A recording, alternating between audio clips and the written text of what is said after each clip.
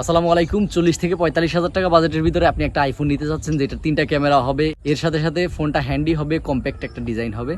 তো ওই বিষয়টা বিবেচনা করে কি এই ফোনটা আপনার পছন্দে থাকতে পারে কিনা। আইফোন 11 প্রো, এটা 5.8 ইঞ্চির একটা ডিসপ্লে দিছিল ওই সময় অ্যাপেল, খুব কম্প্যাক্ট একটা সাইজ।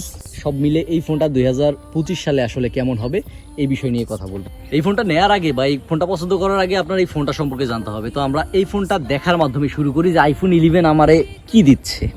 11 প্রো, দুঃখিত, 11 প্রো কি দিচ্ছে। 3টা ক্যামেরা, ডিজাইনটা দেখেন, এইটা হচ্ছে গ্লাস ব্যাক, পাশে ফ্রেম এবং সামনেও গ্লাস।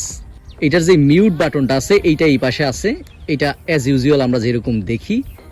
আপ এবং ডাউন যে ভলিউম বাটন আছে, এইখানে স্পিকার আছে এবং এখানে স্পিকার আছে, অর্থাৎ দুইটা স্পিকার, ডুয়াল স্পিকার। এটার আমরা স্টেরিও স্পিকারও বলি। পেছনে ক্যামেরাগুলো নিয়ে যদি কথা বলি তাহলে এইখানে মূলত 3টা সেন্সর আছে। একটা হচ্ছে আলট্রা ওয়াইড,